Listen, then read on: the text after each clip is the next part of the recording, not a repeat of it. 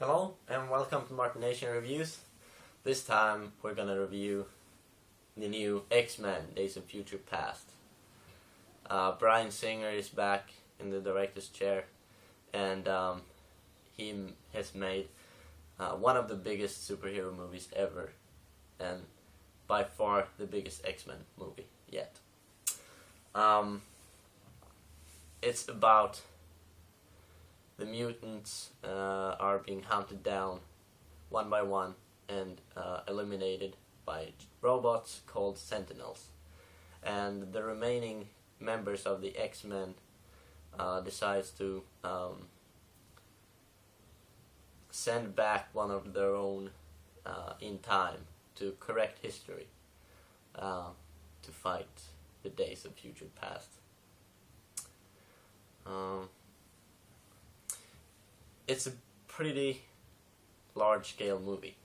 It's very big, and it's very brutal, kind of. Some scenes are more brutal than we've ever seen in the X-Men movies.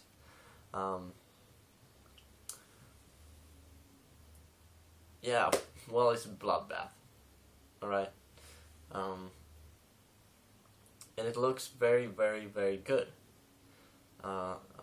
The CGI has made some amazing progress the last few years, and to see the old cast with this new technology and these amazing effects in this movie, that's pretty amazing to see. Storm, Colossus, Iceman, wow, that is cool. That I can't find another word to describe it. And it's very well written. It's tightly written, and you know what happens in the past actually. It intervenes with the future, and there are no real plot holes that I noticed. Some people just look for plot holes and such, but I didn't, and I didn't notice anything that was out of place in that sort of way. And you know, you have to mention the cast. Come on, it's just fantastic, and no one is bad. The old cast don't get very much of screen time, but the screen time that they have is really vital for the movie, and they carry that part perfectly. Hugh Jackman, come on, he's Hugh Jackman. Has he ever done a bad performance? No, not really. He's like the ultimate guy. But the cast members that you just have to notice and bring up when you talk of this movie is Michael Fassbender and James McAvoy. They have the heaviest scenes emotionally speaking. They do have one or two when they are completely heartbroken, and that is spectacular and sad to see at the same time. And there's a new player in town called Quicksilver, a young man who can run faster than like anything, and he's fun to see, you know. And Singer did his scenes in a way that we've never seen before, and that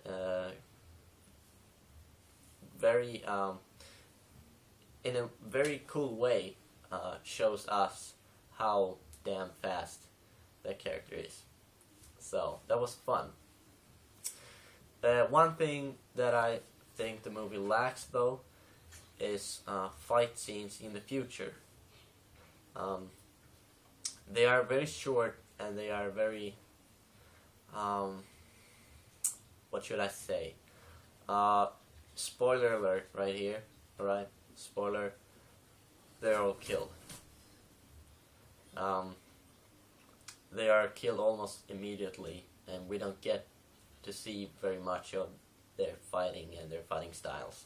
Especially Colossus is like ripped apart, and he throws a punch or two, but that's all we see of him fighting the Sentinels when not getting beaten himself.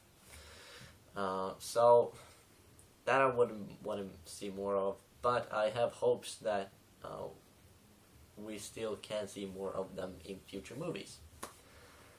So that would be very nice, Mrs. Singer, please. So it earns a very nice 4 out of 5 Mörksögon. It's a very good movie. Go see it, please.